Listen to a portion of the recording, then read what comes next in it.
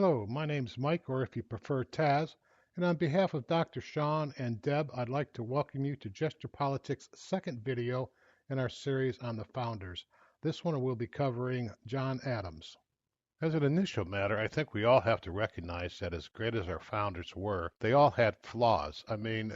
They were great people, but they certainly weren't gods. And that's why I picked John Adams for this video, a man who was without a doubt an ardent and strident supporter of independence, a fierce patriot whose loyalty was always with the U.S., but who as president would deny Americans the very liberties he fought so hard to secure. Adams was born in Massachusetts in 1735 and graduated from Harvard in 1755. He taught school for 3 years and then started practicing law. By 1767, he was recognized as one of the leaders in the movement opposing British rule. In fact, he was one of the radicals and one of the first to call for independence from instead of reconciliation with the British. By that time, he had already earned a reputation of being an intelligent, well-spoken, and a principled man, albeit one with a volatile and unpredictable temper. And in 1774 was elected to the Continental Congress, where he served with quite a bit of distinction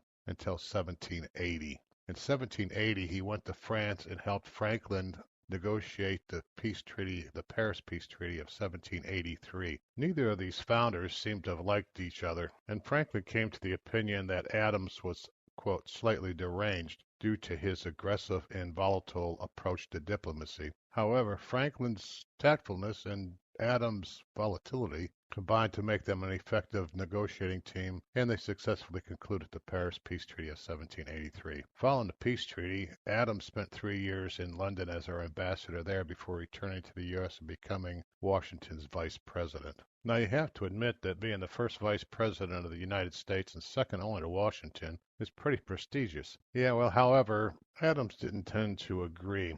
In one of his letters, he described the office of the vice presidency as, and I quote, the most insignificant office that ever the invention of man contrived or his imagination conceived. One of the more significant events that occurred while Adams was vice president was the creation of two political parties. The first were the Federalists, which advocated for a strong central government and were viewed by many as the party of the elites. Adams would come to be the leader of that party. The second party was the Democrat Republicans, led by Thomas Jefferson, and that party was more of a states' rights, small people party, or at least that's the way it was viewed. When Washington announced that he was not going to seek a third term, both Adams and Jefferson entered the race, and Adams squeaked out a victory with 71 electoral votes to Jefferson's 68. At the time, the candidate with the second highest number of electoral votes became the vice president. So as a result of this election, you had Adams, a Federalist, as the president, and Jefferson, a Democrat Republican, as the vice president, and this was going to cause some major problems.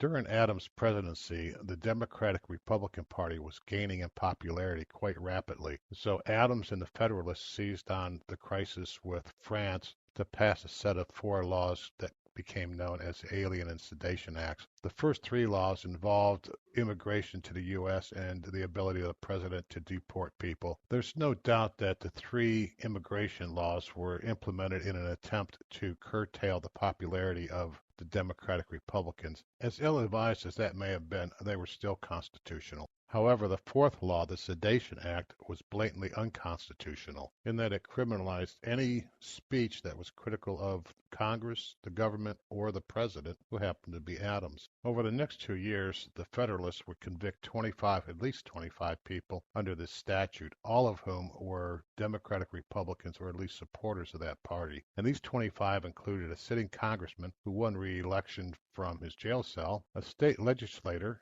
Ben Franklin's grandson, 20 editors and reporters from various Republican-leaning newspapers, and 2 guys who maybe had a few too many barley pops at the local tavern and made a silly joke about wanting to see a cannon fired up Adams's, quote, arse, unquote. Adams' support for enacting the Sedition Act has to be one of, if not the biggest political miscalculation in the history of the United States. As a result, both Adams and his Federalist Party were swept from power. Adams would retire to Massachusetts, and the Federalist Party would eventually dissolve. And there you have it, John Adams, a man who spent his life fighting for liberty, only to deny that liberty to the American people in the latter part of his political career. Hope you enjoyed the video and hope to see you back again. Have a great day.